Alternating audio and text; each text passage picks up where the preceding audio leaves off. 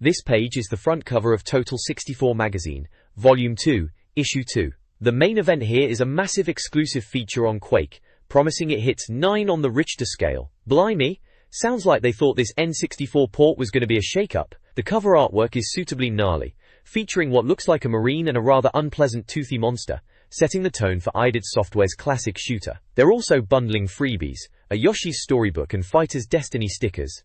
A bit of a mixed bag, eh? The magazine proudly declares itself the No One unofficial N64 magazine, utterly confident in its lack of official blessing. Inside, they're covering a decent mix of titles like Turok 2, Banjo-Kazooie, Castlevania 64, and even the rather unique Weetrix.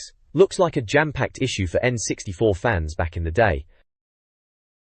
This page is a full-page advert for Logic 3 N64 peripherals, showcasing vibration packs, memory cards, Trident pads, and a racing wheel setup. They offer various options and prices for enhancing your N64 experience. This page is a full-page advert teasing the arrival of Quake, showcasing the iconic weathered logo, and the simple, ominous tagline, "Get ready for."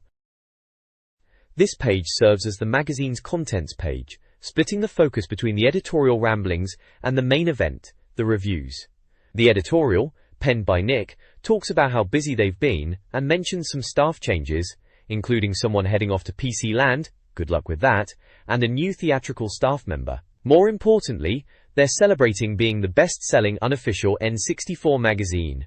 Big up yourselves. Nick also mentions the madness of getting Quake in the office, tying nicely into the previous page's tease. Speaking of Quake, it's front and center in the reviews section, starting at page 40. Sounds like it caused some chaos, hopefully of the good kind. Following that, we have SimCity 2000 at page 48, promising the chance to live out those megalomaniac dreams. Then at 52 we get Aerogauge, described as having future tech and hover cars, which apparently faces an egg sandwich test. Intrigued. NBA Pro 98 dunks in at 56, from the folks who brought us ISS, so hopefully decent. Finally, on page 60, it's a head-to-head import special featuring art of fighting twin and dual heroes. Let the fighting commence. Looks like a solid issue packed with stuff. This magazine's contents page features a large contents title with a futuristic character. It previews games like Weetrix, Puzzle, Water-themed, page 28, and Forsaken, Dark Future, Cyberbikes, page 24. First look, highlights upcoming titles: Turok 2, All-Star Baseball, Snowspeeder, Shadowman, Banjo-Kazooie, and Tamagotchi World. The World of Nintendo, page 32, is a featured article.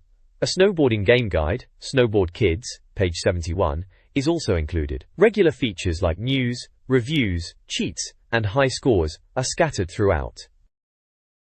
This page kicks off with Total 64 proudly declaring itself the best-selling unofficial N64 magazine in the UK. Apparently, the bean counters at the Audit Bureau of Circulation have confirmed the figures, placing them second only to the official Nintendo magazine, which cheekily covers other consoles too. They've even included a little chart showing the sales numbers to back up their bragging rights, putting Total 64 firmly in the silver medal position amongst the N64-only publications. Off to the side, there's a list of upcoming release dates for a bunch of games, stretching from March to June 1998, giving American players something to look forward to. Down below in the 64 bits section we get some juicy news.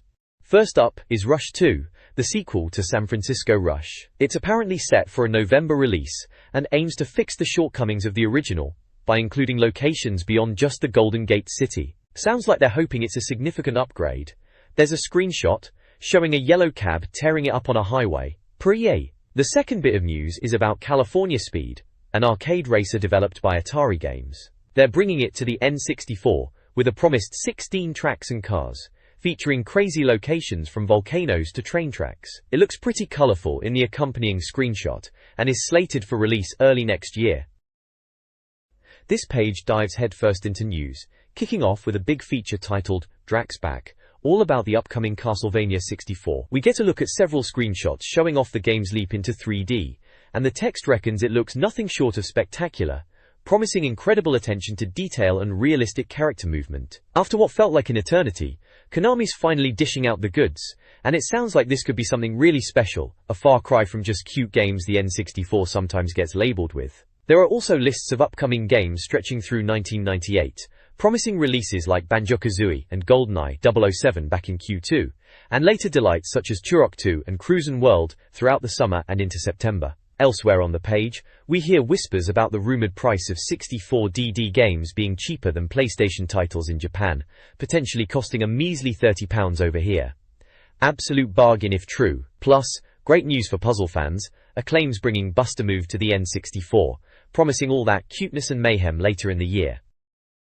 This page continues the news roundup, questioning if the truth is out there about the much-anticipated Nintendo 64DD. The magazine's been doing some internet sleuthing and reckons they've found details on the drive's opening sequence, featuring everyone's favorite plumber interacting with the N64 logo, and they've even snagged a pic of the packaging. Looks rather snazzy, I must say. We also get a comprehensive list of upcoming releases, stretching from October right through 1998, and into the to-be-announced pile, giving us plenty of release windows to eagerly await. Another major feature dives into Tonic Trouble, a platformer starring an alien named Ed, who causes quite a stir on Earth by dropping a mysterious can. The write-up highlights Ed's diverse abilities, from gliding to grappling, and the screenshots look promising, suggesting the game lives up to its early hype. Down the bottom there are a couple of intriguing rumors.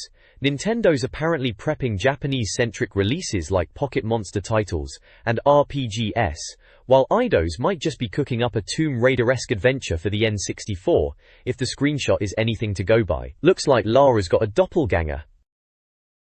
E3 coverage highlights hopes for a Star Wars, Shadows of the Empire sequel, citing strong initial sales and fan desire for improved graphics and music. Details on Tonic Trouble emphasize Ed's disguise abilities and quirky allies like a flying mammoth. Rumors suggest a new futuristic racing game from PSYG NSOSIS, the Wipeout developers, might be coming to the N64. Upcoming releases and to-be-announced titles fill out the rest of the preview. Finally, EA's NBA Live and Rollerball games are also noted, with EA emphasizing NBA Live's independence from Acclaim's NBA Jam. This page is all about getting ready for Buck Bumble from Ubisoft. It looks like a rather unique concept, putting you in control of a bee to take on mutant insects. The article notes the developer is the same as Tonic Trouble, which we saw last page, and they're trying to create original software. The screenshots show off the little bee character and some of the colorful 3D environments you'll be buzzing around in. Gameplay involves shooting things, navigating different worlds with specific challenges, and ending with a battle against a giant Hornet Queen. It sounds like quite the adventure, set for a September release, and the magazine seems genuinely excited about it. There's also a section with European release dates, listed for March to August 1998, but we'll zip past that. Further down we get the rather sad news that Pilotwings 2 is grounded, delayed indefinitely apparently due to Nintendo's focus on the 64DD. Bit of a shame as it was looking quite smart. Finally, it seems the clever folks at Rare are having a crack at a beat-em-up, being referred to as a Tekken clone. Given Rare's track record and the N64's lack of decent fighters, this could certainly be worth keeping an eye on. This page kicks off with a look at Duke Nukem, Time to Kill, which is coming to the N64. It sounds like quite a departure for Duke, shifting to a third-person perspective, a bit like Tomb Raider apparently. The screenshots show Duke in action, looking rather chunky, but the article is optimistic, noting the time travel theme and hinting at various outfits for Duke, from cowboy to spaceman. They expect it to arrive towards the end of '98 or early '99. Then we dive into the rather unusual world of fishing games with Bass Hunter 64. The magazine seems quite impressed, calling it more of a simulation than a simple arcade game. It features tournaments, gaining experience, and apparently some decent graphics with weather effects and such. They even suggest you'll be able to feel the fish biting if you have a rumble pack. The big question raised is whether fishing is popular enough in the UK for this to be a hit. There's a lovely big picture of a rather startled-looking fish to illustrate it. There's also a quick note about Konami bringing an update to their classic ice hockey game, Blades of Steel, to the N64, though it looks like it's headed for Japan first this year. And finally, Mindscape are working on a cartoon-style adventure game called Rats, which sounds promising, accompanied by a colourful screenshot of the characters. We'll skip the long list of upcoming game dates for now. This page is all about pimping your ride, well your N64 setup that is, with a look at the latest hardware add-ons. It kicks off with a rather bold claim that peripherals are just getting better and better. They tindle. First up is the Tremor Pack from Gamester. This little beauty sounds quite clever, combining the rumble effect we heard about potentially enhancing Bass Hunter on the last page, but also chucking in 1 MB of memory. Crucially, it doesn't need batteries like Nintendo's official one, which is a massive plus. Apparently it's got some handy LEDs to show you what's what and is generally a sound device for 20 quid. Then we move on to the Ultra Racer 64 by Interact. This looks like one of those funky one-handed racing controllers, but the mag suggests you'll get the best results using it with two hands, which is a bit contradictory, but hey ho. It's pitched as a budget steering wheel alternative, coming in at under 30 quid, and they reckon it's well designed and built to last. Seems like a decent option if you fancy getting a bit more immersed in your racing games, without breaking the bank. 3 N64 racers tested the Ultra Racer 64 and LX4 steering wheels. In F1 pole position 64, the LX4, 4/5, outperformed the Ultra Racer 64, 0/5. The Ultra Racer 64 excelled in Diddy Kong Racing, 5/5, but the 64 was less impressive, 2/5. Top Gear Rally saw the Ultra Racer 64 get a 3/5, and the LX4 a 4/5. The reviewer prefers the LX4 for its more realistic driving feel, suggesting the Ultra Racer 64 is better suited for karting. A new LX4 model with foot pedals and rumble is available for £69.99, considered a worthwhile purchase. This page gives us a first look at Turok 2. After defeating the big bad campaigner in the original game, it seems our hero Turok didn't just kick back and put his feet up. Nope, he's back for more dinosaur slaying action in the sequel, helpfully titled Turok 2. The article explains, the story kicks off with a crashed spaceship and some rather unpleasant visitors. It seems the guy behind the original mess is still causing trouble, and Turok's job is to sort him out again.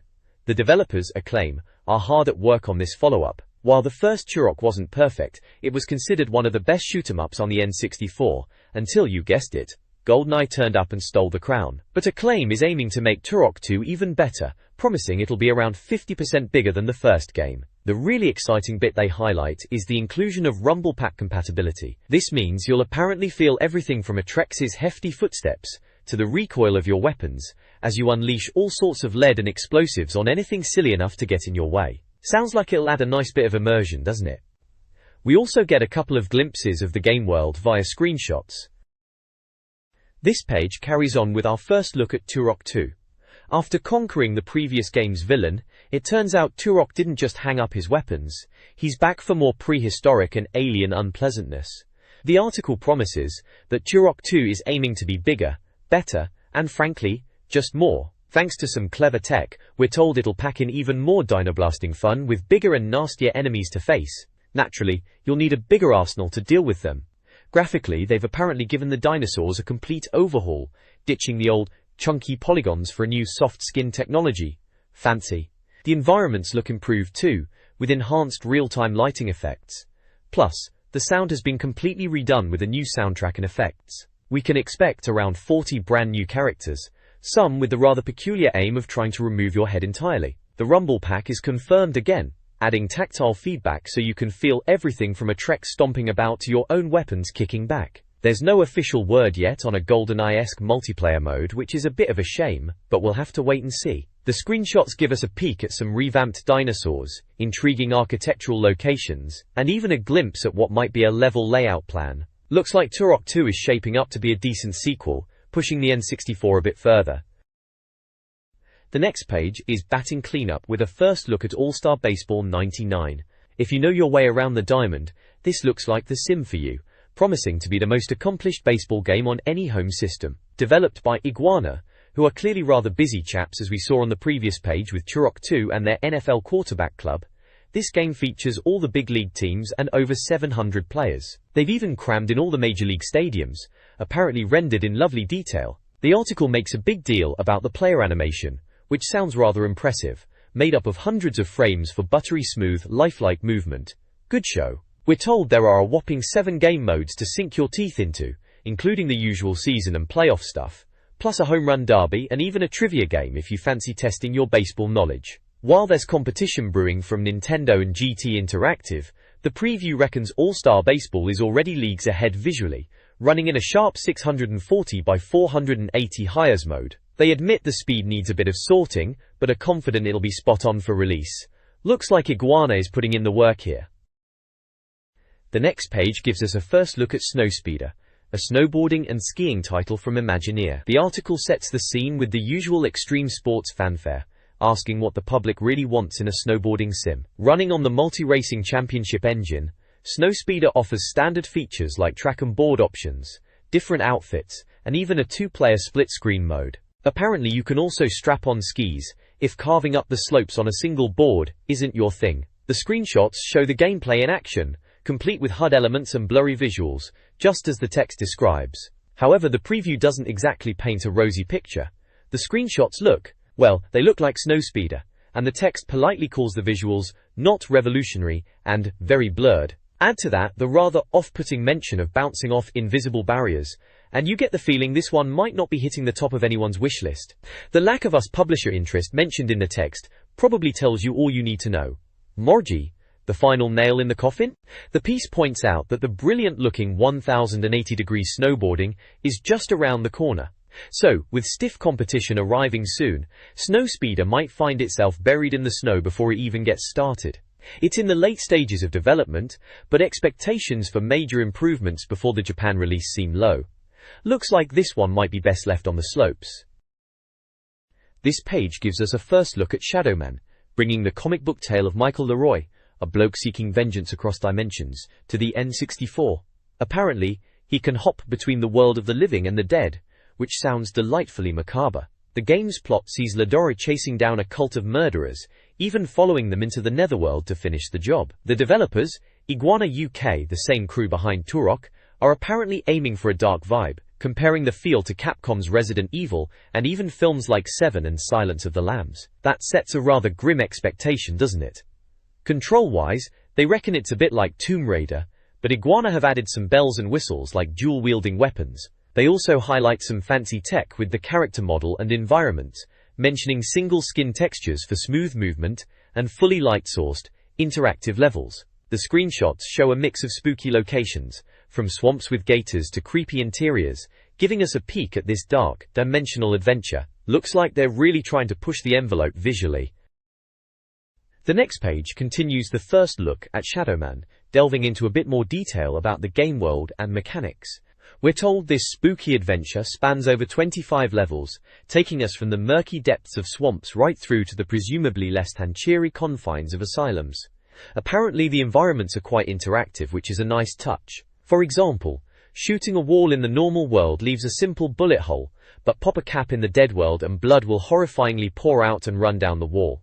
Lovely. Our main man Leroy isn't just a pretty face, he's got a range of abilities and skills at his disposal to help him hunt down his targets, from sneaky assassination moves to potent voodoo magic. Even his weapons get in on the dimensional fun, transforming into mysterious shadow guns when he crosses over. The magazine seems pretty impressed with how the game looks based on the included screenshots, although they do point out these are from the PC version. Still, the developers promise there won't be much difference when it hits the N64, sometime in early '99.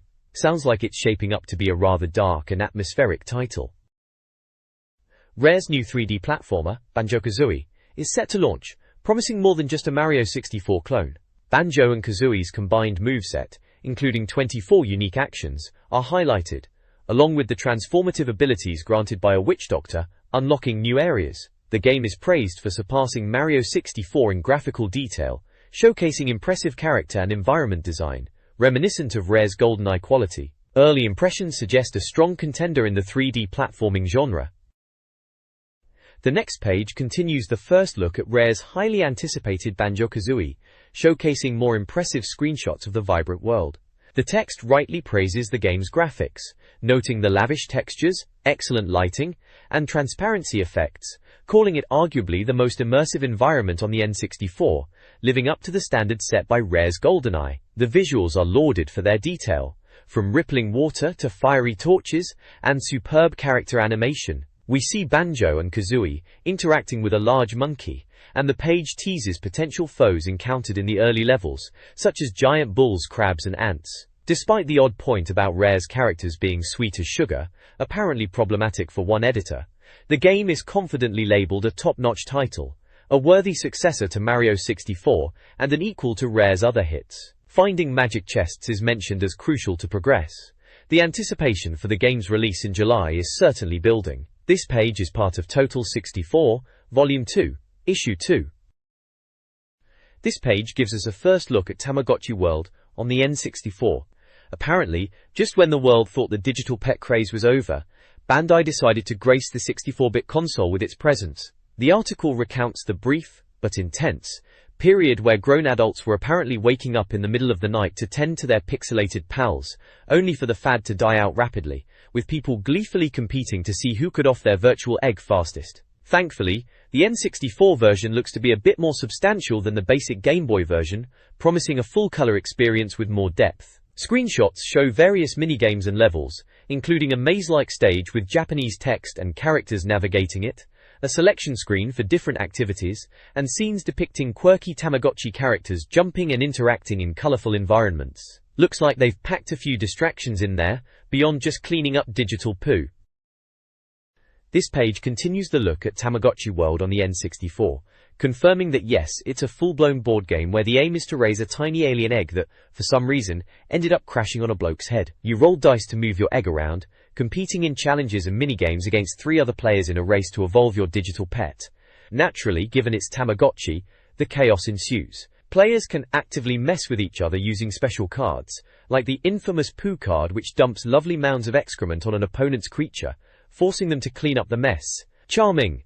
The graphics are described as genuinely original, using 2D sprites that bend and stretch in a 3D world, resulting in a completely crazy visual style. The characters themselves are apparently just as weird, featuring delights such as a fridge, an ambulance, and even flowers, all sporting a rather fetching pair of lips. Screenshots show off various minigames, including a poo fight, where the winner is the one who makes the least mess, and another seemingly involving shooting balloons or eggs. If you're a fan of bizarre Japanese humor, the review reckons you'll absolutely love this when it lands.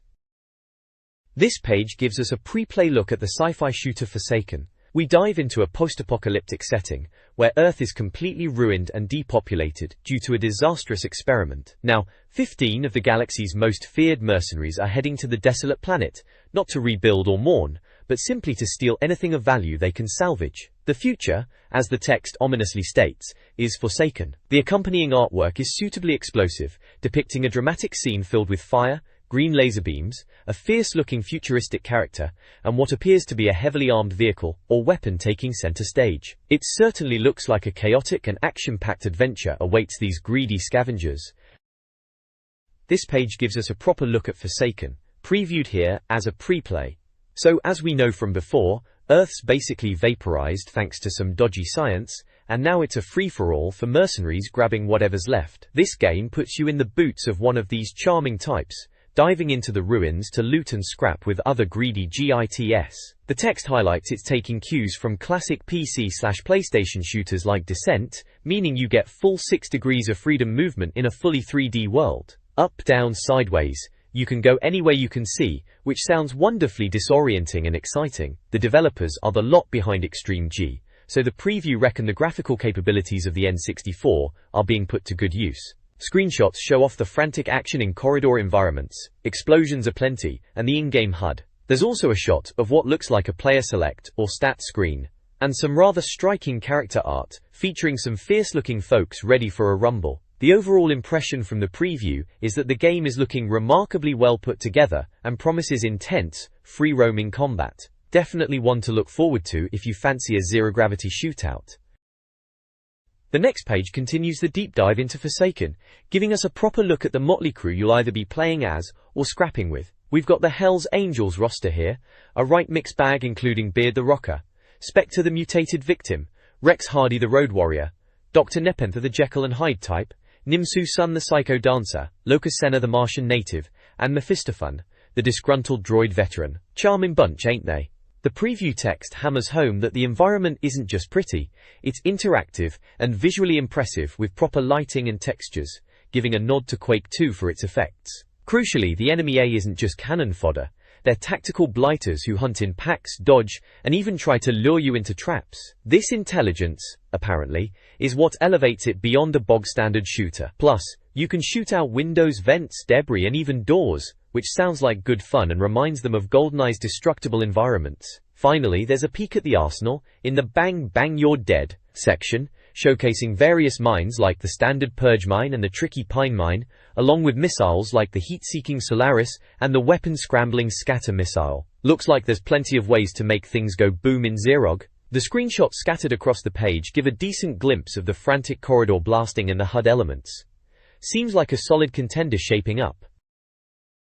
This page continues the deep dive into Forsaken, giving us a closer look at some of the Hell's Angels themselves, a right eccentric bunch including Surfer Doodler J, Computer Nerd Joe, the warped Cybermind HK5, the hideous Foitoid, Fallen Copper Excop, Gangster DJ Earl Sleek, and gambling addict Covell Clark. Looks like plenty of varied personalities to get stuck into, or blast into oblivion. The preview goes on to laud the game's graphical prowess, claiming the developers have really wrung the N64 dry with gorgeously detailed textures and clever real-time lighting, making the environments feel incredibly believable, something they reckon other 3D shooters often miss. Beyond the visuals, the article touches on the weaponry, confirming you start with the standard pulsar, but can upgrade to a plethora of powerful options like lasers, missiles, and even guided ordnance thanks to a handy camera view. Crucially, it highlights the 4-way multiplayer deathmatch, comparing its ranking system favorably to GoldenEye, and assuring us the frame rate stays solid above 30 frames per second even with 4 players duking it out. There's also a box out, showing off some serious firepower, like the Titan missile and the flame-throwing Pyrolite. All in all, it's shaping up to be a fast-paced, good-looking shooter. The next page is a preview of Weetrix, a unique puzzle game that sprang from the rather unusual idea of simulating water. The article explains it's developed by Z2 in Manchester, which is quite a twist considering how the puzzle genre is usually dominated by Japanese developers, like the masters behind Puyo Puyo Sun and Puzzle Fighter, or the legendary Tetris. Weetrix flips the script, challenging you to build a landscape using falling blocks to contain water droplets that constantly appear. The How to Play section shows you begin with a flat surface, then need to quickly raise walls and structures to stop the water from spilling over the edge. Screenshots demonstrate using fireballs to zap away pesky water buildups and highlight how escaping water leads to a game over. It's all about strategic construction and quick thinking to prevent a flood. The page also features a distinctive rubber duck character alongside the game's bold title and screenshots. This looks like a fresh and quirky addition to the N64's lineup. The next page continues the deep dive into Weetrix, showing off the glory of victory, won, and the agony of defeat, lost, with fancy stars for the winner and soggy bubbles for the loser. Apparently handicap mode throws you into a pre-built hilly landscape right off the bat, ditching the usual flat start. The main spiel reinforces the core idea. Trap that water. Score points by evaporating it, a mechanic they amusingly compare to Pac-Man, because, you know, eating dots and zapping puddles, practically the same thing. Watch out for bad blocks like the bomb, which will absolutely mess up your water collection efforts. The What's Going On Here Then section is super helpful, detailing some unique mechanics. Build your land too high and bam, earthquake central, leveling everything and likely losing your precious water. You might get hit with an ice cube attack, freezing a whole lake solid. On the plus side, rainbow multiplayer effect means evaporating water gives you a massive score boost. There's also a test tube filling up as you lose water. When it's full, it's game over. And handily, it shows you what the next item is, like a warning that a dreaded fireball is incoming. The screenshots show off the varied landscapes and illustrate these mechanics nicely. Looks like there's more depth here than just piling blocks. Weetrix offers various game modes, including Classic, High Scores, Challenge, Specific Tasks, Practice, and Pro Speed. Multiplayer allows friend battles, and handicap adjusts difficulty. The game features strategic block use, as even bad blocks like bombs are helpful. Building too high causes earthquakes, countered by bombs or specific blocks. An ice cube attack block prevents evaporation. The electric umbrella mode includes expert levels and predetermined landscapes. Versus mode lets players compete, and screenshots show diverse levels and effects. Losing water results in game over. Why? This page dives deeper into the puzzle game Weetrix, explaining some of the core mechanics and special items you'll encounter. The gameplay sounds quite unique. You don't just score points, you evaporate water to send it as rain over to your opponent, aiming to flood their landscape if they haven't built up defenses. The review praises the game's graphics, specifically calling out the water effects as stunning, with realistic ripples and evaporation, making other games' water look like sticky treacle. High praise indeed. It suggests the game is precisely what the N64 was designed, for pushing puzzle games into the next generation, claiming the complex physics couldn't exist on less powerful hardware. There's a handy guide to some of the chock-a-blocks. Love a good pun. You'll be dealing with. You've got your standard uppers and downers to sculpt the land, water bubbles to prevent precious liquid from running off, and then the rather less friendly items like fireballs that evaporate lakes for points, bombs to blow holes in defenses, or yours if you're not careful, and ice cubes that freeze water on contact. The reviewer reckons anyone who enjoys a good video game puzzle will lose hours to this, and our Japanese pals will be green with envy when they get their hands on it. Sounds like a winner. Several N64 game projects are detailed. Dharma Design's game is a unique 3D adventure puzzler, where a microchip inhabits bizarre creature bodies. Probe Entertainment's acclaimed sports soccer aims for a simulation between ISS and FIFA 98. Body Harvest pits players against massive alien insects across 6 time periods, with a wide array of vehicles. Finally, Argonaut Software's Buck Bumble is a 3D shooter from an insect's perspective, reminiscent of their SNES game Starwing. These projects showcase diverse N64 game development. Dorin yes, Dorin say. This page shows a rather fetching map of Europe, highlighting some key N64 development hotspots. You'll spot the likes of DMA Design up in Dundee, Probe Entertainment in Derby, and Argonaut Software all mentioned previously, naturally, along with Infogrames down in France. Speaking of Infogrames, there's a deep dive into their upcoming spy caper, Mission Impossible. Apparently this one's been brewing for over 2 years, and is finally set for a summer release. The preview reckons it's been well worth the wait, positioning it against Rare's GoldenEye, but stressing that Misha's less about blasting everything in sight, and more about stealth and cunning. The reviewer seems quite taken with the idea of knocking out, gagging and binding enemies to assume their identity. Apparently, that's what makes their bananas go ripe. They think this emphasis on stealth makes it stand out, and believe it's shaping up to be one of 1998's finest. Looks like it's time to ditch the trigger finger and brush up on your sneaking skills, eh? The page also features a couple of in-game screenshots showing off the rather angular character models and environments. This page dives into the world of Japanese N64 development, kicking off with Nintendo's Kyoto base and Shigeru Miyamoto's next big project, Jungle Emperor Leo. Apparently based on a Japanese cartoon that inspired Disney's Lion King, this one's set for the 64DD, and is expected to boast some incredibly fluid animation. Sounds rather intriguing, doesn't it? Then we swing over to Capcom, who are keeping their N64 plans quiet but have confirmed a Street Fighter title is on the way. The smart money's on a home version of Street Fighter 3, which surprisingly sticks to glorious 2D animation over trendy 3D graphics, and might even pack some extra features not found in the arcade. Quality animation, described as Disney quality, is quite the compliment. Capcom's other long-running hero, Mega Man, or Rockman as he's known in Japan, is also set for the N64. The series hasn't always been known for bold new ideas, but following the lead of the PlayStation's Mega Man Neo, the N64 entry is expected to leap into glorious 3D, perhaps taking cues from Super Mario 64. What that means for the classic platforming and shooting gameplay is anyone's guess right now. The page is peppered with circular screenshots showing off glimpses of these upcoming titles, and features a rather imposing illustration of Street Fighter's Ryu. Japanese N64 development is highlighted, featuring several Konami titles. Hybrid Heaven, an action RPG, promises a Resident Evil-esque aesthetic with a real-time camera and a space station outbreak storyline. Castlevania 64 enters 3D, with a day/night cycle, monster variations, and vampire crisping possibilities. Deadly Arts per Gram.as Page Fighters N Extreme, a 3D fighter, allows full character customization. Finally, Imagineer's Holy Magic Century is a real-time RPG, with elemental control and a sizable world, though not aiming for Zelda-level quality. All titles showcase impressive graphical and gameplay details. This page kicks off a feature looking at N64 development across the pond in the United States. It highlights 2 games from Iguana Development Systems, Turok 2 and Wrecking Balls, with a nod to Paradigm Studios as well. First up, Turok 2 is getting a serious upgrade from the original, particularly in the graphics department. They're promising much less of that trademark fog, and significantly improved textures and enemy models. Gameplay is apparently less about endless jumping, thank goodness, and more about exploring bigger levels. Sounds like they're aiming for a proper visual treat this time. Then there's Wrecking Balls, which sounds utterly barking mad. It's described as a platformer racing game, where you control a bouncing ball. The goal is to get to the end of the level sharpish, using grappling hooks and transporters, while fending off enemies and the other bulls intent on stopping you. Could be a chaotic blast in multiplayer, if it's pulled off right. Definitely one to watch for sheer weirdness factor alone. The page is filled with circular screenshots showing off glimpses of these games, including a rather menacing dinosaur from Turok 2.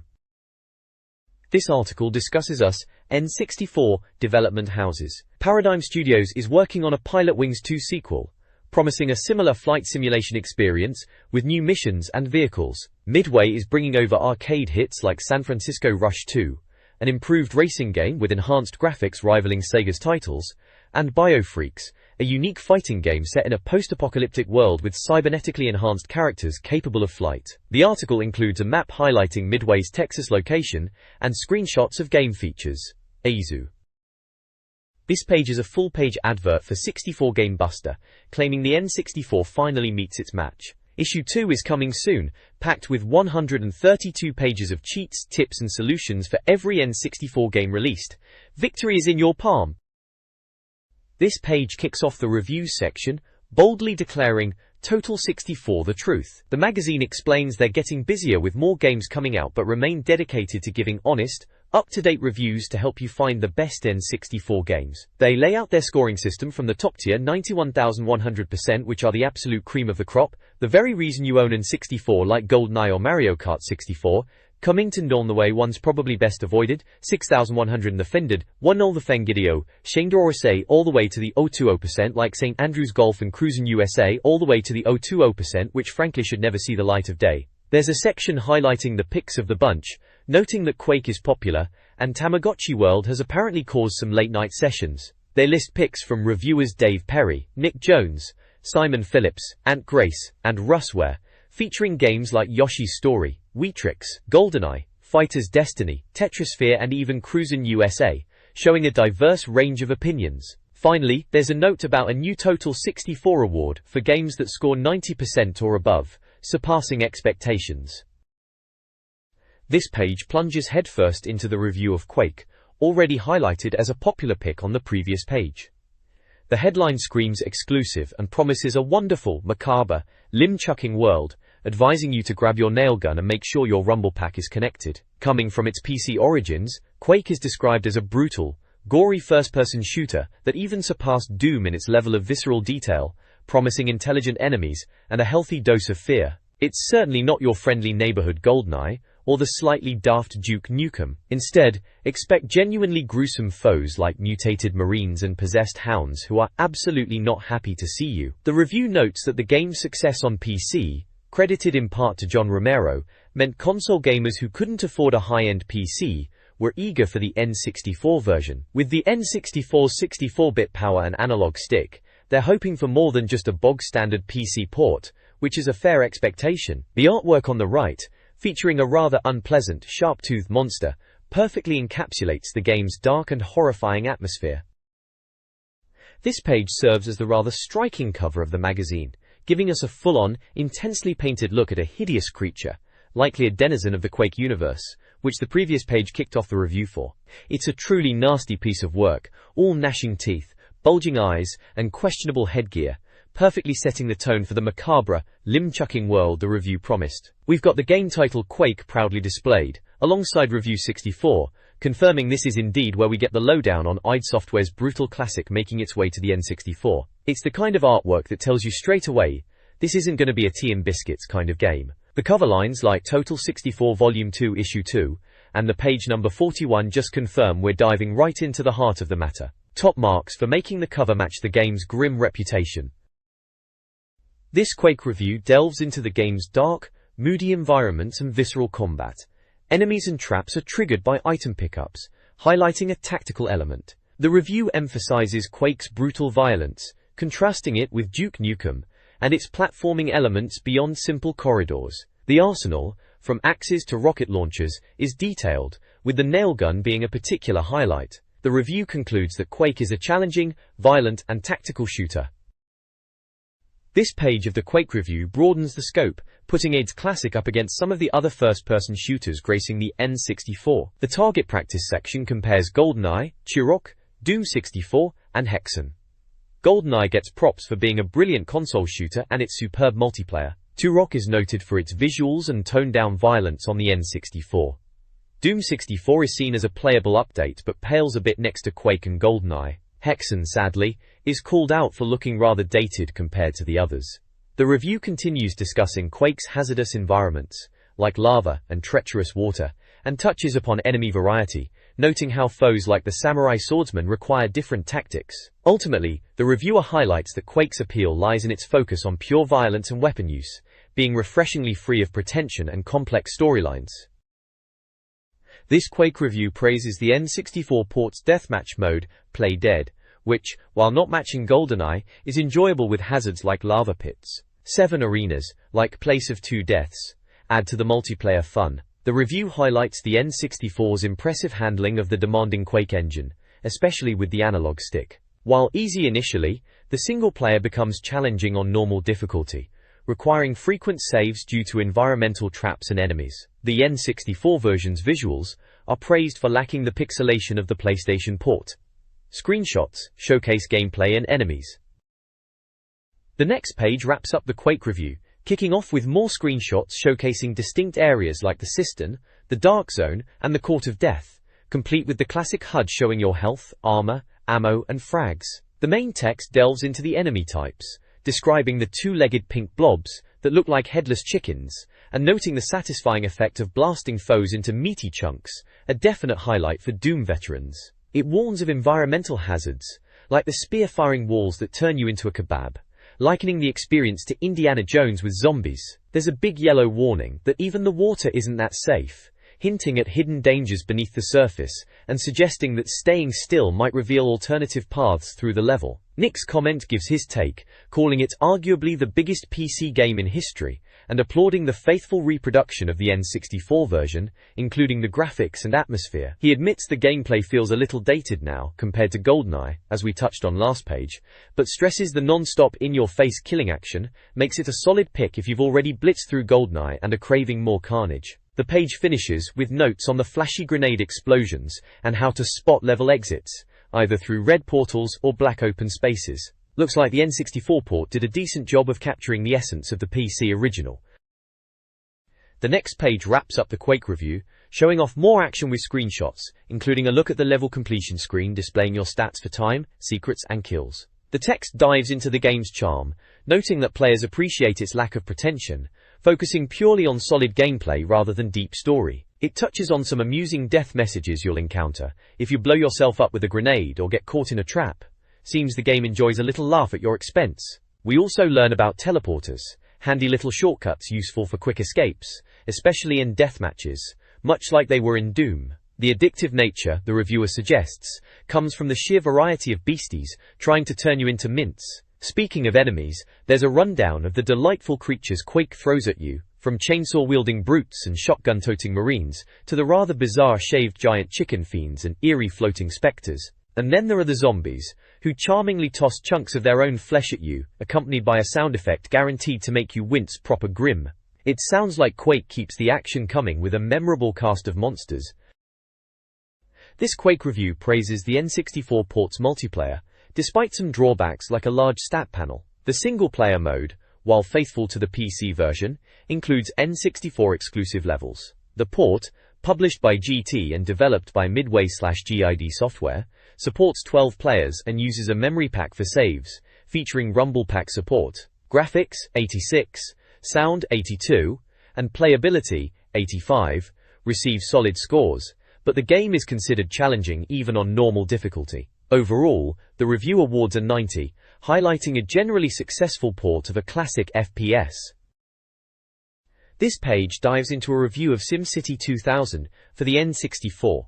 Apparently this classic city builder made its way onto Nintendo's 64-bit machine, offering all the usual joys of managing a town, raising taxes, building infrastructure, and even unleashing natural disasters on your unsuspecting residents. The review highlights the N64 port includes features like water pipes, subways, and hydroelectric power plants, building on the existing formula. The screenshots show the isometric view of the city, a budget screen, and some sort of dialogue box, plus a larger shot of a thriving metropolis with water features. Down below, they're detailing the various natural phenomena that can ruin your day. Fires, floods, earthquakes, which cause huge bills typical, and even a monster from a film set going rogue. Apparently the only defense against the monster is having a military base. Because, that's a completely normal occurrence in city planning. There's even a little picture of a spaceship, suggesting perhaps not all disasters are natural. The review mentions starting from scratch is the obvious choice, and praises the isometric 3D layout compared to previous games. Seems like a pretty comprehensive port, allowing players to mess with all sorts of details. A review of the SimCity 2064 port praises its detailed features. City building begins with basic tasks like landscaping and water management, leading to diverse power generation options, coal to nuclear. Early game limitations in tech are balanced by later unlocks like subways and bridges. The game features realistic disasters like riots, plane crashes, and shipwrecks. The review concludes with a bizarre spaceship screenshot and a mention of poor accessibility, highlighting the game's unpredictable nature. This page continues the deep dive into SimCity 2000, shifting focus to the transport options. Forget the old days of just plonking down roads or railways. Now you've got subways and bus routes to mess about with too, plus a choice of snazzy bridges to span the water. The review highlights that managing your city goes way beyond just zoning and taxes. You're now juggling utilities like water pipes and power lines, which is crucial because nobody wants to live somewhere without running water, do they? A neat underground map layer helps you keep track of all this hidden infrastructure. The N64 version gets a special mention for a truly bonkers feature. If your city reaches 30,000 residents, they apparently just pack up and colonize Mars. Talk about ambitious city planning. The game also spruces itself up graphically as you progress, giving everything a fresh coat of paint. Handy adjustable speed controls are a lifesaver when disasters strike, letting you take a moment to figure out exactly what went wrong before it all goes pear-shaped. The screenshots show off the various transport views, a bustling city scene, and even that weird Japanese screen from the previous page makes another appearance, still utterly baffling. This page continues the deep dive into SimCity 2000, delving into the finer points of urban management. It turns out buildings in your digital city aren't built to last. They have a lifespan and need maintenance or replacing, or you risk a spot of bothersome decay, or worse, a nuclear meltdown if you're not careful with your power plants. Building a better city goes beyond just houses and shops. You can now erect colleges and universities to raise the population's IQ, which apparently helps them invent new things faster. Emergency services are upgraded too, moving from basic police stations to headquarters with wider control radii. Managing finances is more detailed with advisors guiding you through the budget, and you can even influence the type of industries that set up shop or implement citywide policies, like hosting carnivals or making your city nuclear-free. Feeling a bit power-hungry? You can build things purely for show and personal pride, like a mayor's house or a statue of yourself. However, the review points out that despite all the new features, the Japanese text still causes quite a bit of a headache, significantly impacting the game's accessibility. Looking at the scores, the game gets a solid 81 overall. Playability and lastability both score highly at 80, suggesting it's still incredibly addictive, but sound fares poorly at a meager 33. Despite some translation woes, it seems SimCity 2000 on 64 offers plenty of depth for aspiring virtual mayors.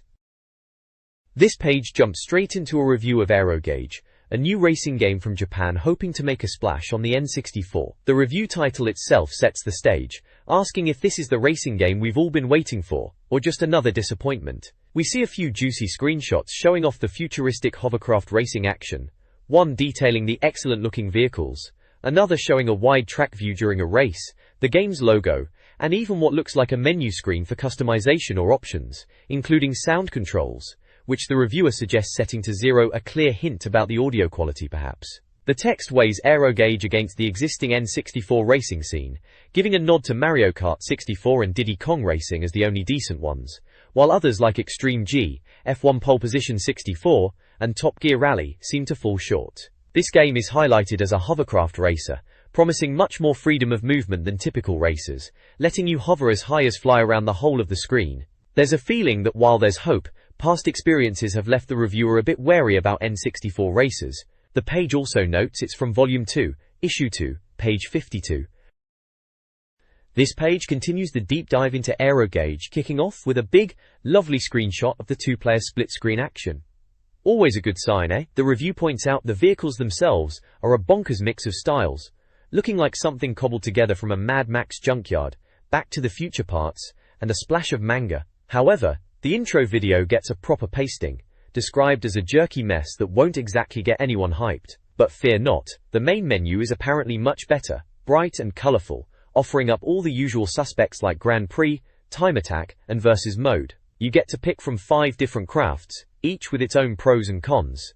Apparently it's a simple trade-off between speed and shield strength. Pretty standard fare. The tracks sound a bit more interesting though, with a nighttime city that makes the reviewer think of Blade Runner, a generic cityscape, and a personal favorite set around a beach and islands. The page finishes off with a look at the track selection screen, showing off the rather cool sounding locations: Canyon Track, Chinatown, Metropolis, and Waterworld. Seems like there's a decent variety of futuristic locales to zip around.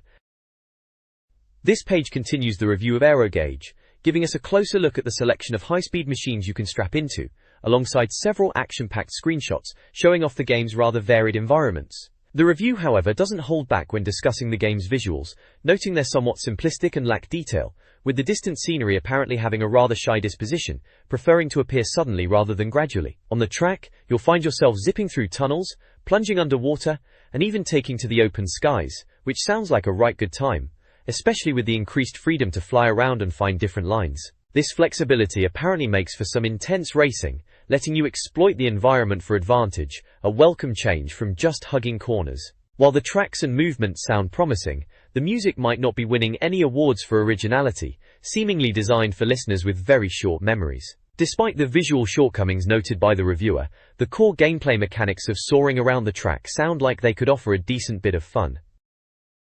Aerogauge, a 12-player 64 racing game, receives a mixed review. While praised for its breakneck speed and unique gameplay freedom, the game's control is intensely frustrating, and the sound is described as dreadful. Graphics are blocky but colorful, 65/100ths, sound is abysmal, 42/100ths, and playability is hampered by difficult AI, 50/100ths. Despite the flaws, the game's accessibility is surprisingly high, 75/100ths, due to English text. The overall score is a 58/100ths. Players are advised to try it before buying, with Wipeout 64 suggested as a superior alternative.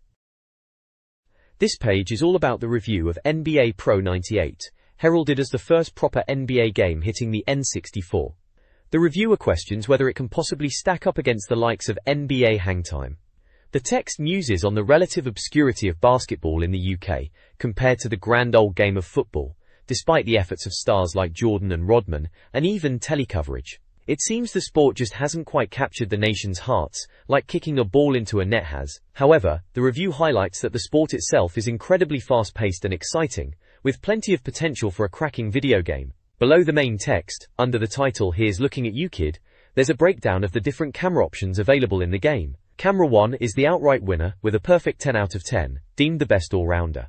Camera 3 isn't far behind at 8/10, just a bit more zoomed out. Cameras 2, 4 and 5 fare less well, scoring 6/10, and a rather dismal 4/10 each, with some views apparently rendering the game unplayable. It looks like picking the right view is key to actually enjoying this one.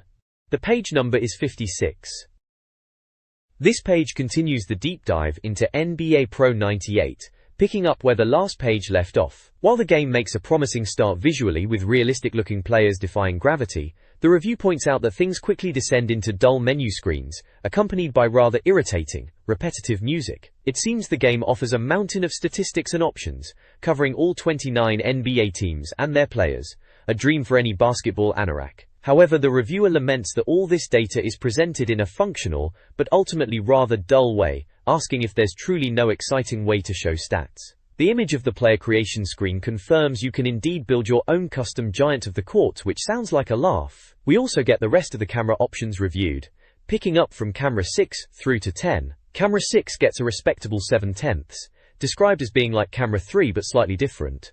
Camera 7 is apparently deja vu, scoring a 6/10. The overhead camera 8 also gets a 6, with the rather amusing note that the players all look like stick men. Things go downhill rapidly with cameras 9 and 10, both scoring a dismal 2/10, being too jerky and making you feel ill, definitely ones to avoid then. Looks like picking the right view is absolutely essential to make this game palatable.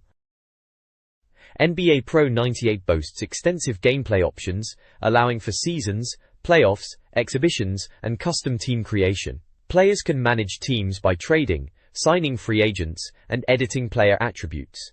A 4-player multiplayer mode adds to the longevity. However, the graphics are criticized as lacking finesse, appearing poor, ill-defined, and blurry, compared to other N64 titles, and total NBA 97 on PlayStation. Despite the visuals, the game's depth in stats and management options appeals to dedicated fans.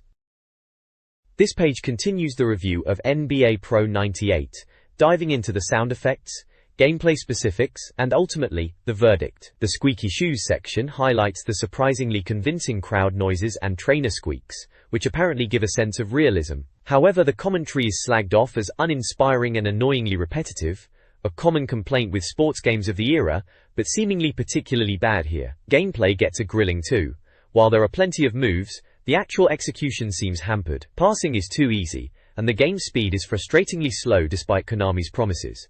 The reviewer feels the game fails to satisfactorily capture the pace and excitement of basketball. The verdict section summarizes the game's strengths, options, depth, and weaknesses, graphics, gameplay feel, concluding it falls short of being a truly great game. It lists the game details like publisher Konami and developer in-house. The scores are then revealed. Graphics get 70, sound 65, playability 60, and lastability 63, leading to an overall score of 65. It seems the squeaky shoes couldn't quite save it from the sluggish gameplay and repetitive commentary. This review directly compares Japanese beat-em-ups, Art of Fighting Twin and Dual Heroes. Initial impressions of Art of Fighting Twin highlight 3 distinct gameplay styles, initially confusing due to Japanese text, but visually aided. While Dual Heroes combos were easier, Art of Fighting Twin offered more options. Graphics are described as very Japanese, with Art of Fighting Twin featuring kids, normal, and 3D visual styles. The review praises the game's gorgeous visuals, particularly impact explosions reminiscent of Bloody Roar, and smooth character movement. The colorful, exaggerated characters are noted, with humorously descriptive captions.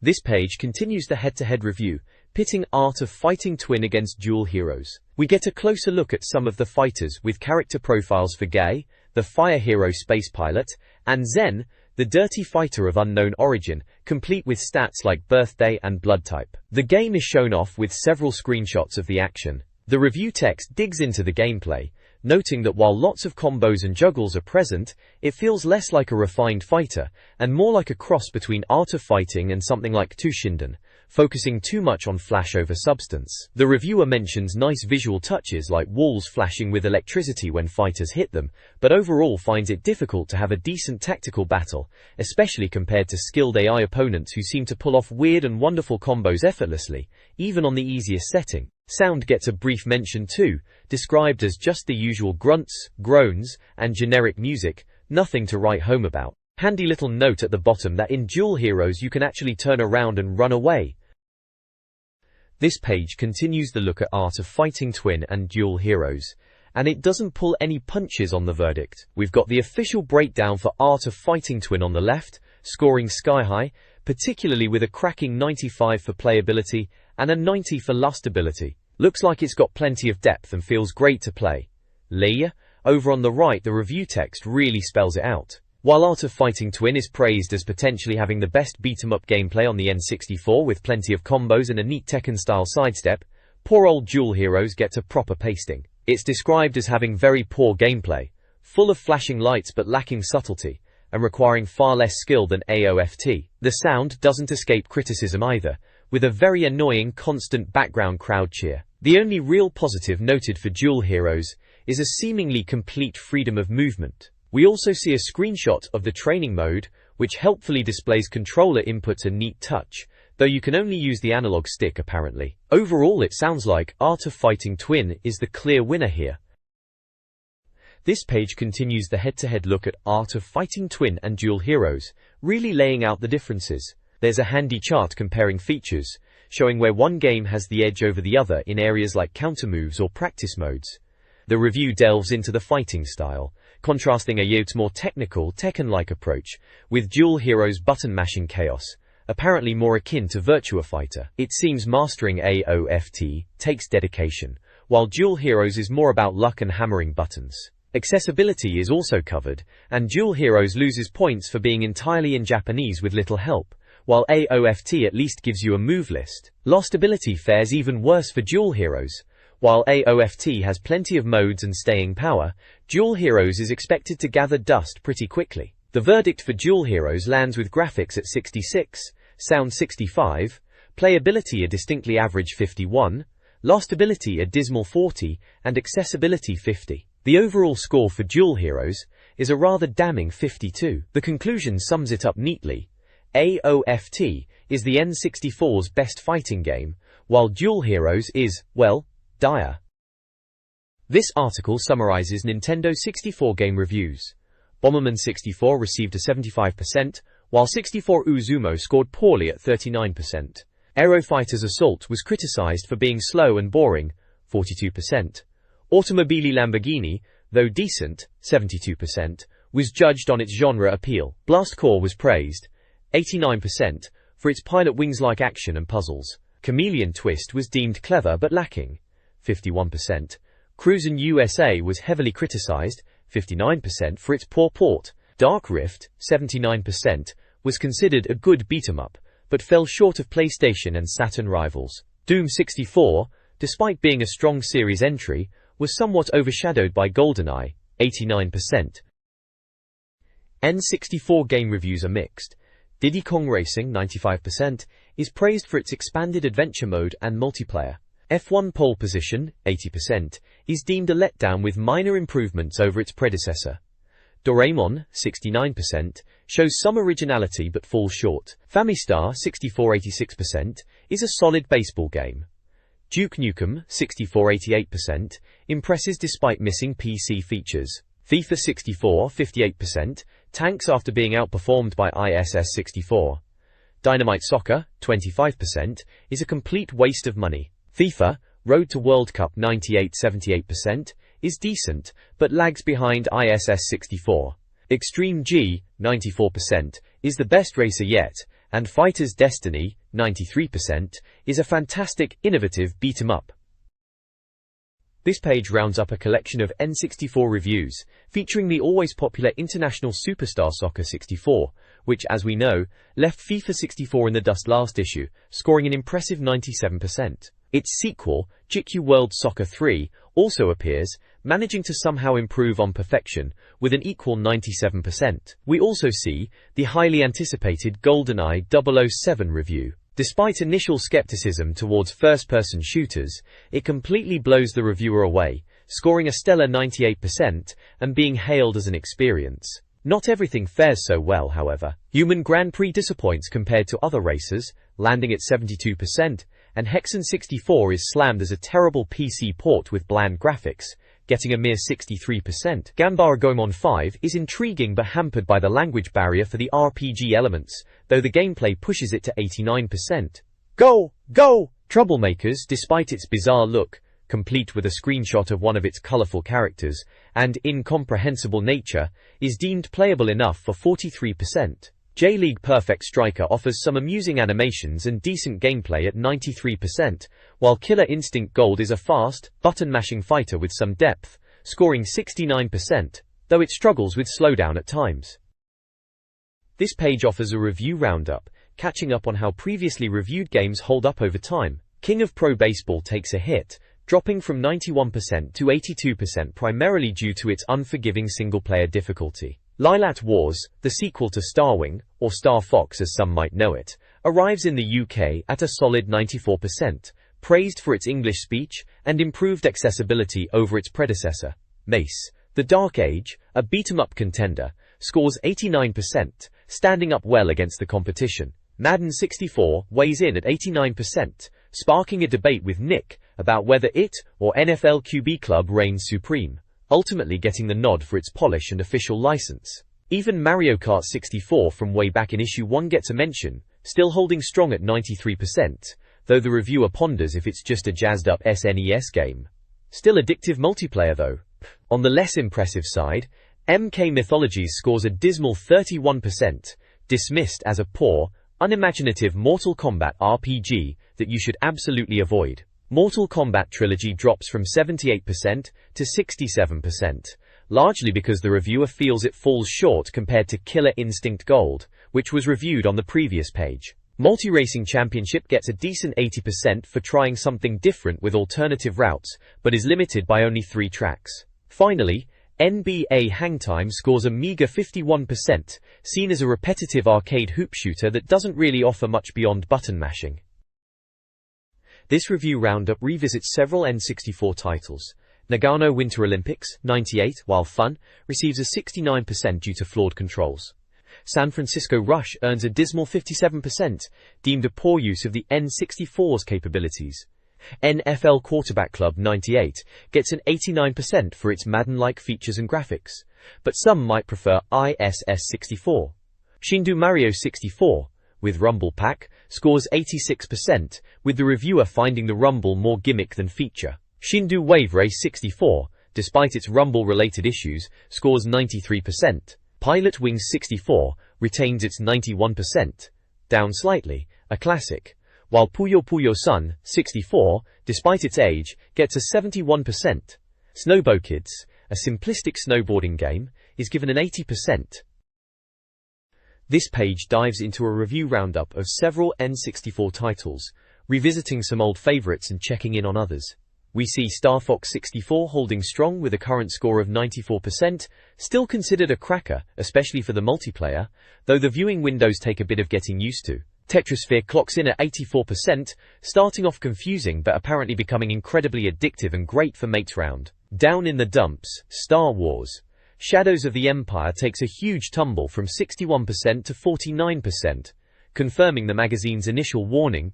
Seems readers weren't best pleased either. St. Andrew's Golf fares even worse, collapsing from a ridiculous 96% to a measly 42%, described as gathering dust compared to decent golf games. On a brighter note, Top Gear Rally lands at 85%, a decent racer, though the computer drivers aren't up to much. Turok Dinosaur Hunter, despite looking a bit dated next to GoldenEye, still earns a respectable 89%, losing points mainly for repetitive level design. Super Mario 64 remains king, keeping its perfect 96% score, still hailed as one of the greatest video games ever made, capturing that infuriatingly addictive Mario magic in glorious 3D. Finally, War Gods disappoints with a 69%, a fighting game trying and failing to emulate Mortal Kombat, a game they feel is already past its prime.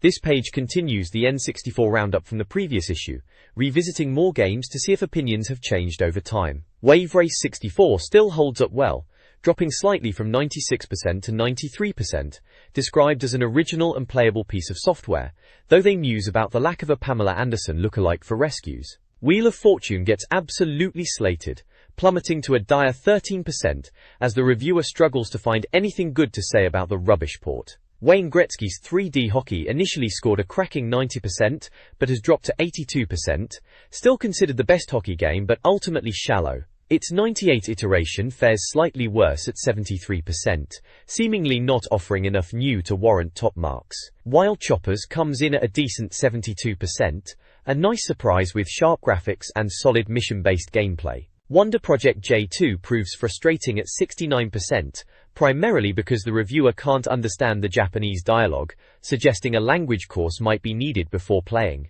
WCW vs Enmo earns a strong 92%, changing the reviewer's mind about wrestling games completely and hailed as one of the N64's best fighters. Finally, Yoshi's Story lands at 84%, somewhat disappointing in gameplay but undeniably cute and fun, making you wonder why the Yoshis fight when they could just love each other.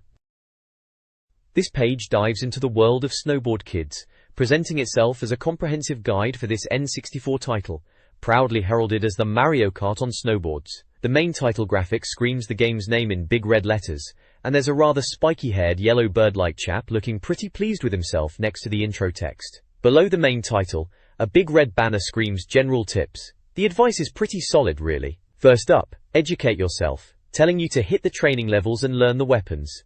No point rushing in blind, is there? Then there's Easy Money, which is all about winning races, hoovering up coins, and pulling off tricks to line your pockets for better boards. Crucially, They stress getting a cracking start in Start As You Mean to Go On, mentioning the turbo start, which is vital for catching up or getting ahead right from the get-go. And finally, in Get Your Gun, they just flat out tell you to always have a weapon ready because, well, it's Mario Kart on snowboards, obviously you need some offensive capabilities. The page is punctuated by a couple of screenshots showing the chaotic racing action and the yellow character from the intro. The bottom corner confirms this is from Total 64, Volume 2, Issue 2, page 71.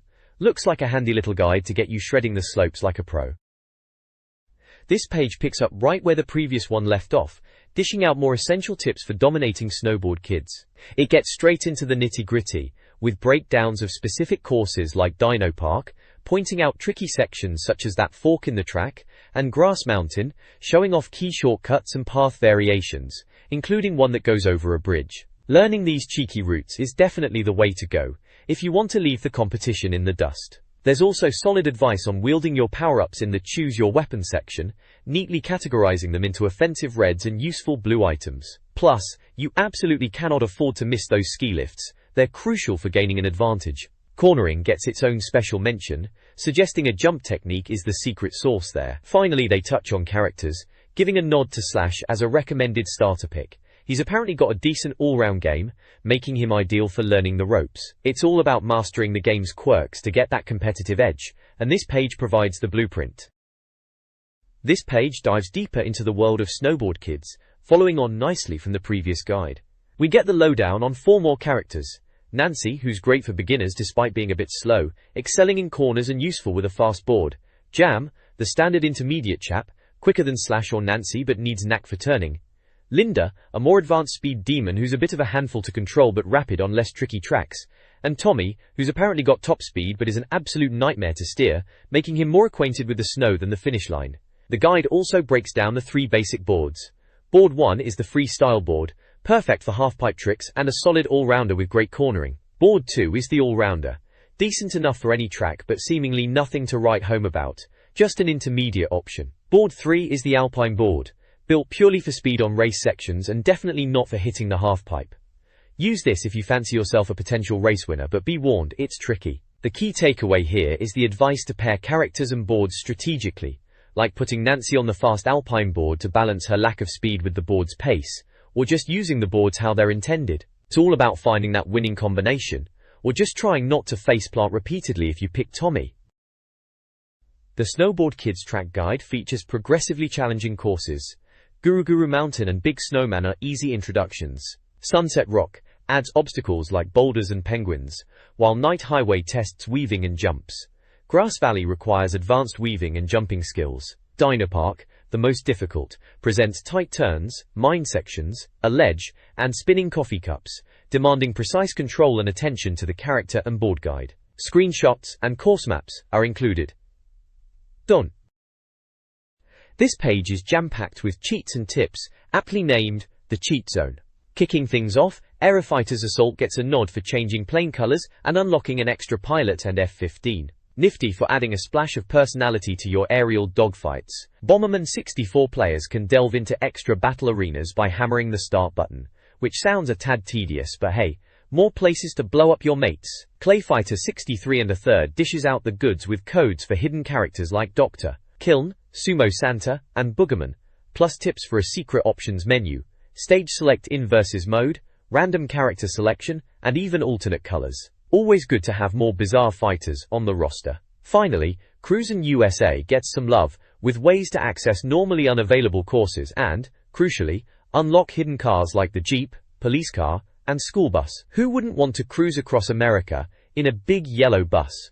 There are also codes for flashing lights, /siren effects, and a nitro boost, although that one's limited to once per checkpoint, which feels a bit stingy, doesn't it? Seems like plenty here to keep gamers busy experimenting.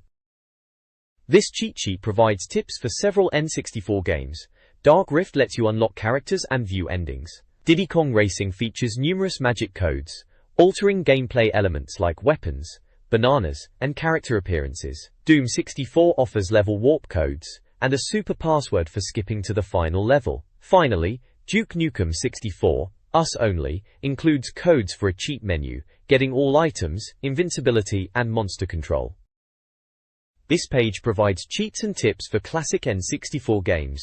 Extreme G offers bizarre name entries for contest mode, unlocking bikes, tracks, and more. F1 pole position, 64 rewards world champion status, with a special car. GoldenEye 07's, cheats are earned by completing levels within time limits on different difficulties. Unlocking modes like paintball and invincibility, and extra weapons and characters. Hexen 64 features a cheat menu accessible via a C button combination, allowing for invincibility, killing enemies, and more. Various methods, from code entry to level completion, are needed to unlock these features. This page provides Nintendo 64 gaming secrets. G-League/ISS Soccer unlocks new teams and goofy big head players. Killer Instinct Gold lets players skip the grind to access bonus content and early credits. Madden 64 features a hidden team and a shortcut to the ending sequence. Mario Kart 64 allows players to race against developer ghost times and offers a boost trick. Finally, NFL Quarterback Club 98 offers numerous cheats to modify player sizes, stats, and even physics, leading to hilarious gameplay. This page details cheat codes for 3 N64 games. NBA Hangtime cheats include player clones, hidden players, and various game modifications like size changes and music control, inputting codes using a specific method. Pilotwing 64 cheats focus on finding hidden Birdman stars across different islands, and an exploit for a perfect score in Jumble Hopper. San Francisco Rush cheats allow for gravity manipulation, vehicle size alteration, disabling collisions, turning cones into mines, and flipping tracks, unlocking arcade-style madness. This page is dedicated to classic N64 tips and cheats, starting with Shadows of the Empire. Apparently, collecting challenge points unlocks some decent bonuses, like the Lebo scanner, the ability to fly X-Wings or TIE fighters, temporary invincibility, and even having a Wampa Pal follow you around on the Escape from Echo Base stage. There's a cool image of Boba Fett towering over the section, and 3 screenshots, showing some first-person action and a downed AT-AT. Below that, we dive into the legendary Super Mario 64. This section features a fantastic render of Mario himself, wings hat on, and mid-flight.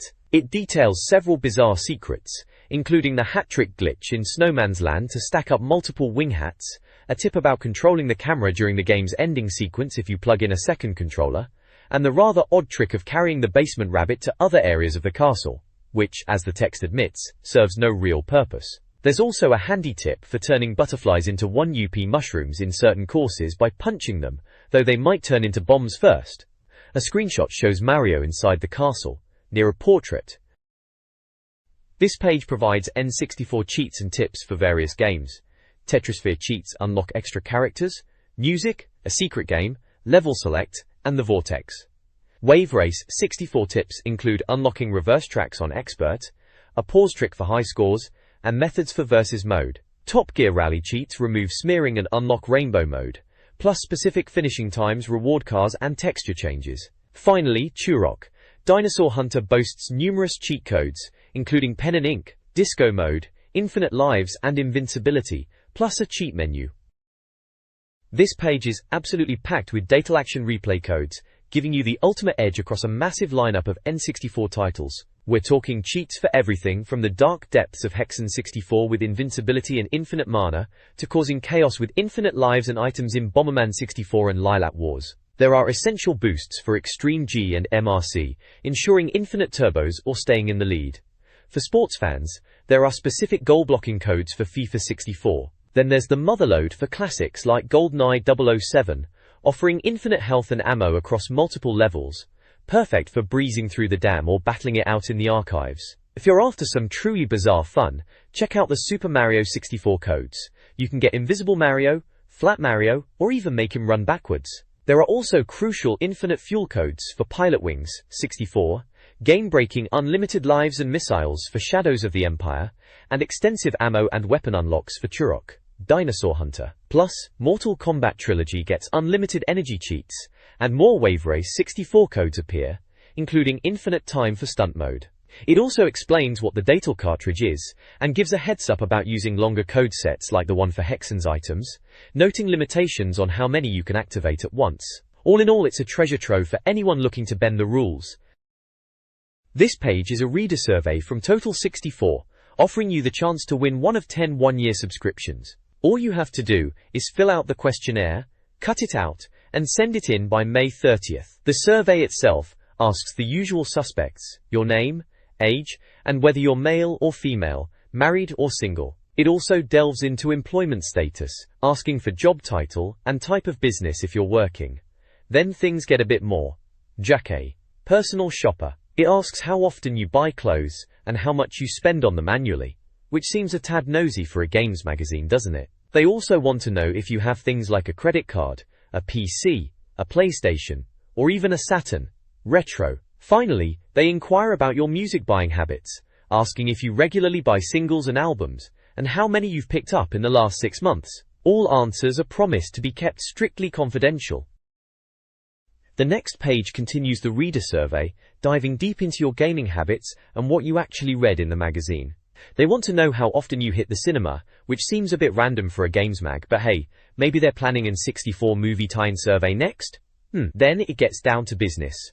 Whether you own an N64, plan to get one, where you snag your games, buying, borrowing, renting the classics, and how many games are currently gathering dust on your shelf. Deciding what to play is the next big question.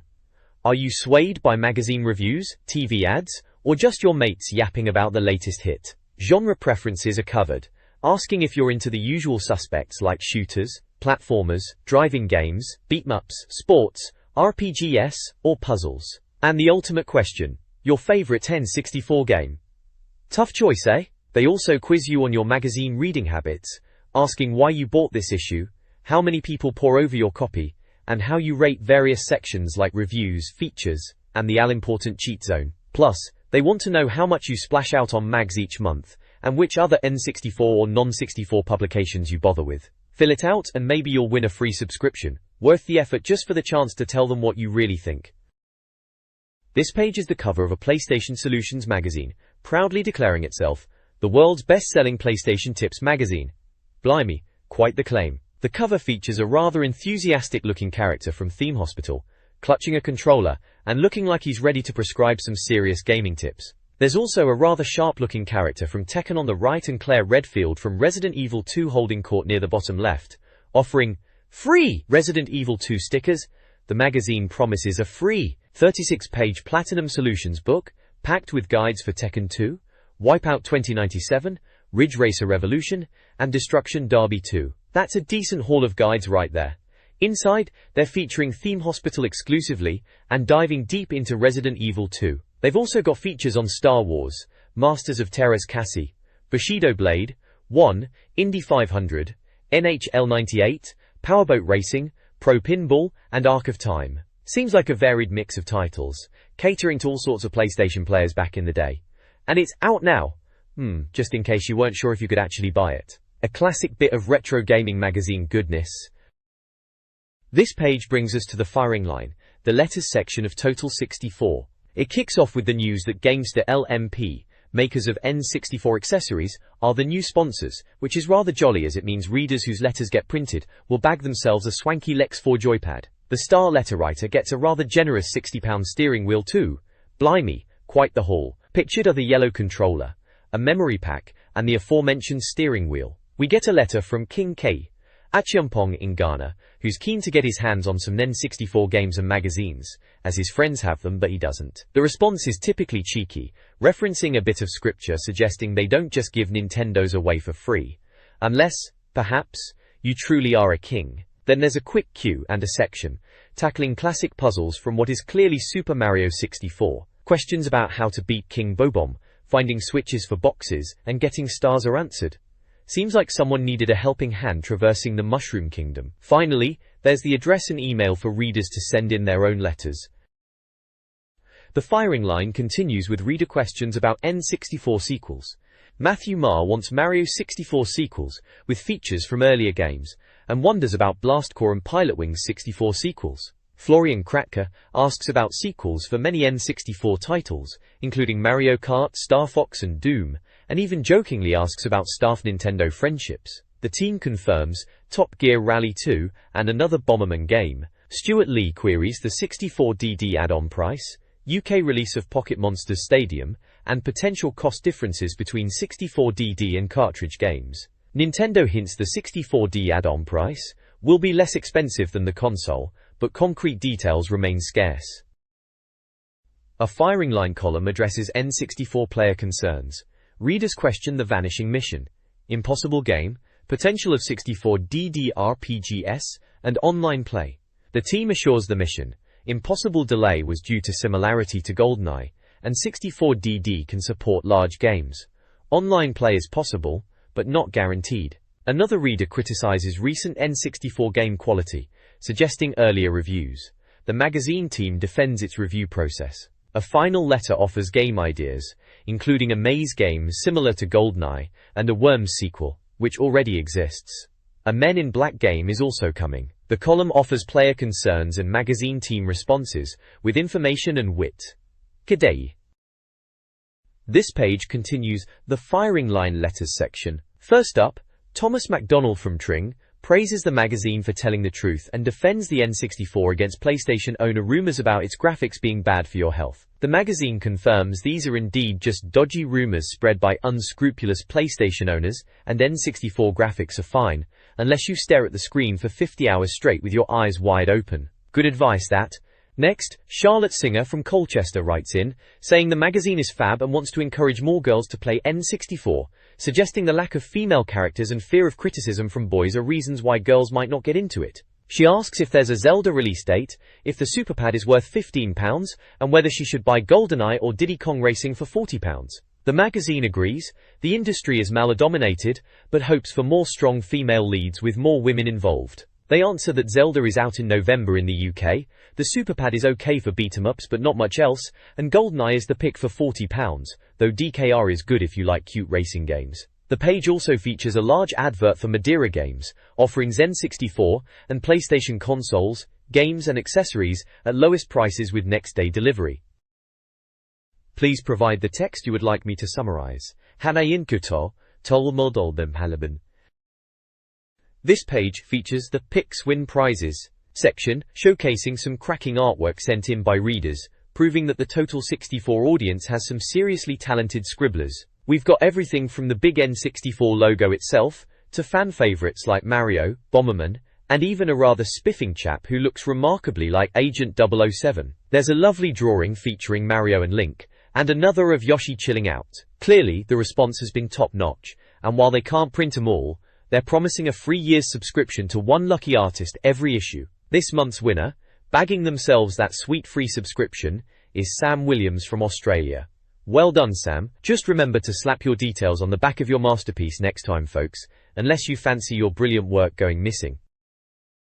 This page moves from artistic reader submissions to competitive ones, diving straight into 64 letters, where it seems Norman Obaseki, the previous Wave Race 64 king, has been dethroned. The chap responsible, who also sent in a rather smashing letter, is clearly one to watch on the waves. Speaking of which, the bulk of the page is dedicated to making waves, showcasing high scores for Wave Race 64. We've got sections for Best Lap, Best Race, and Trick scores across all the tracks, like Sunny Beach, Marine Fortress, and Glacier Coast. It looks like Ian Thorley, Greg Inatanko, and Trevor Scannell are among the top contenders, with photos of some of the contributors proving they're real people, not just numbers pulled from thin air. There's a little note reminding everyone sending in scores to include a photo as proof, just in case you're not as pretty as you think.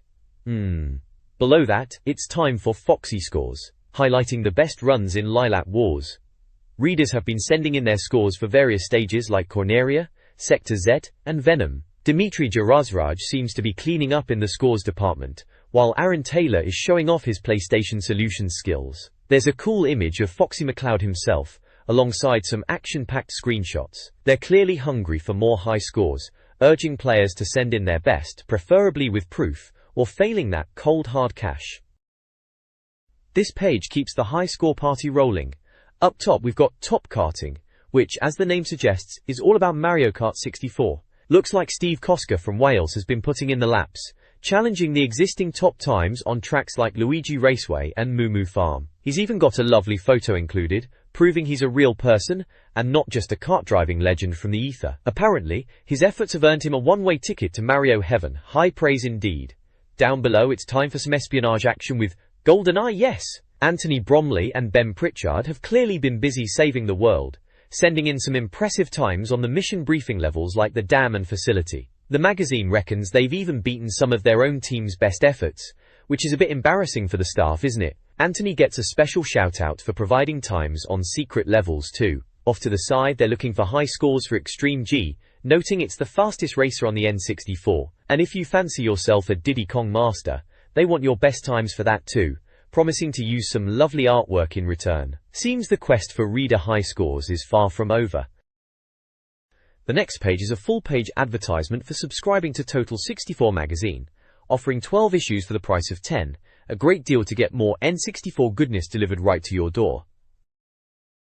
The next page presents an opportunity to fill the gaps in your hallowed collection. It's a back issues order form for Total 64, offering specific past magazines at £4.95 each while stocks last. You can clearly see the covers for issues number 2 through number 13, featuring absolute classics like Turok, Dinosaur Hunter, Mario Kart 64, Duke Nukem 64, the legendary GoldenEye, and many more N64 gems. The form itself is straightforward, asking for your contact details, which issues you're after, and your preferred payment method. You can pay by check, postal order, or charge it to your Visa, Access, or MasterCard. Just fill in the blanks, calculate the total price, and send it off to get your hands on that missed N64 history. A solid way to catch up if you weren't collecting from the start. The next page is a look ahead at what treats are coming your way in the next issue of Total 64.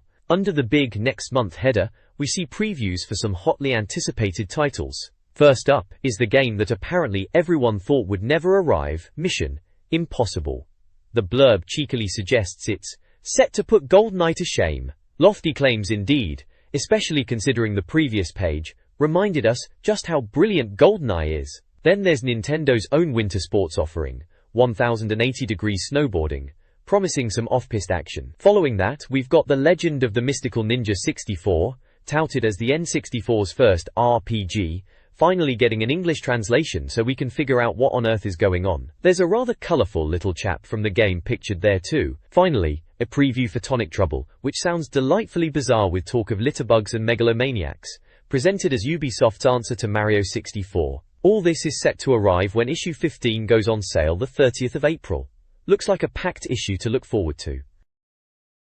This page is a full advert for Excitement Direct, offering a huge selection of new Nintendo 64, Super NES, and Game Boy games, consoles and accessories, along with second-hand N64 swaps. Call 01-99384-4885 to order.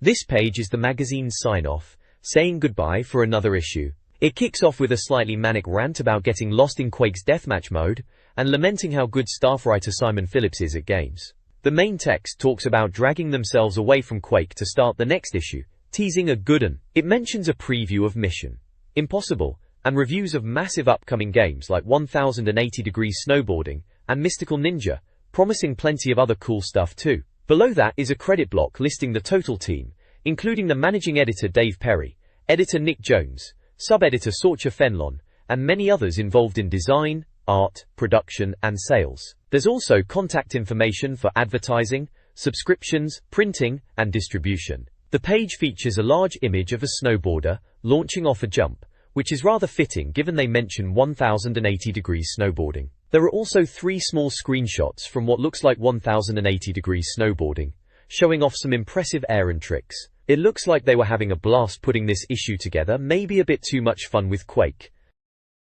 This page is a full-page advert for Special Reserve, offering discounted Nintendo 64 consoles, games and accessories via mail order and their UK shops. Join their club for benefits like catalogs, discounts, and free gifts. This page is a full-page advert for Fighter's Destiny on the Nintendo 64, boasting review scores of 90% from Nintendo Magazine and 93% from Total 64, calling it deadlier than the mail.